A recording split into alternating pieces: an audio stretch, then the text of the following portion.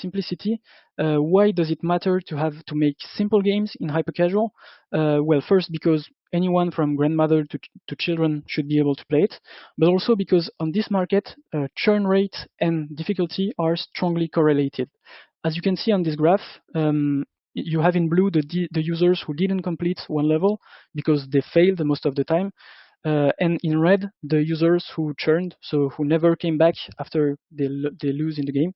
And you can see that it's directly correlated.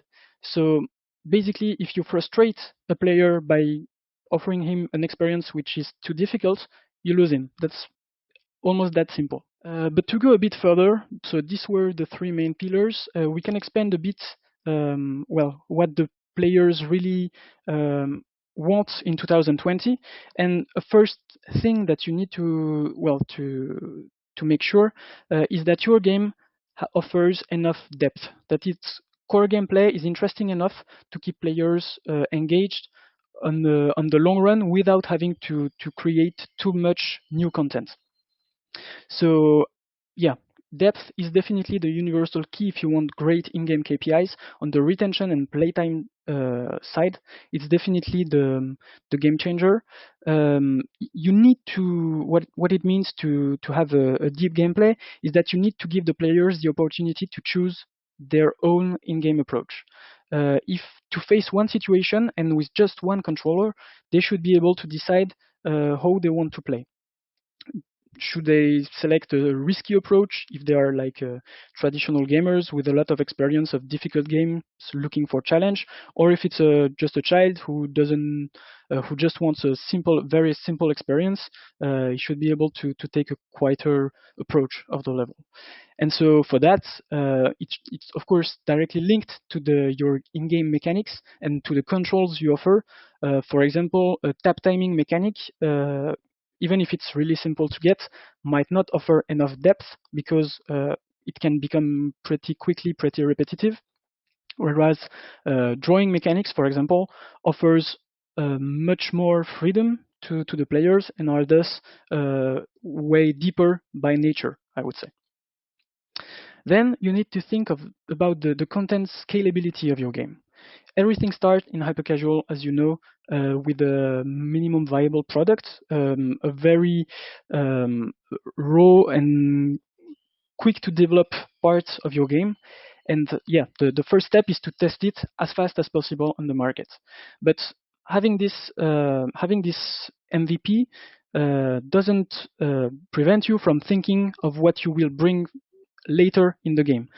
From the very beginning of the project, you should already have in mind a few things, a few features that you could add to the game to make it better. It's very important, and for example, variety is one of the key things if you want to keep the players engaged on the long run.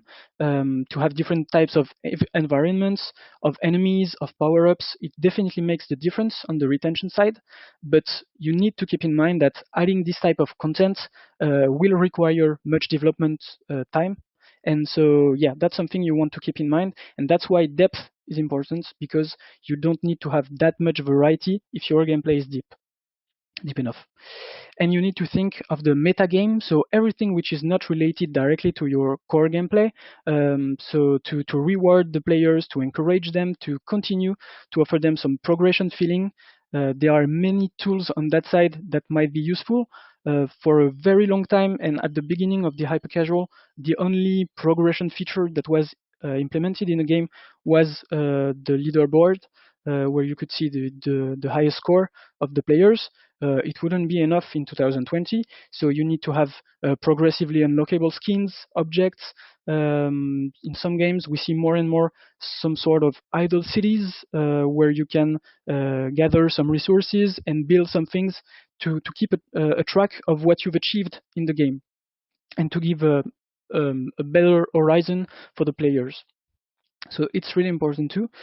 And finally, you have the visual polish. So for quite a long time, and at the beginning of the hypercasual, it was the case, you didn't really need to have that much of a polished game, visually speaking, to top the charts.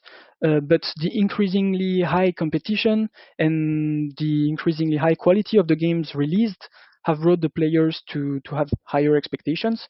And so yeah, they are now used to high quality games visually, and as a consequence, well, visual now impacts way more the CPI than they used to in the past. And it's especially true with all the ASMR style games where you have very polished visuals, because it's the key of the experience to have something which is visually very satisfying.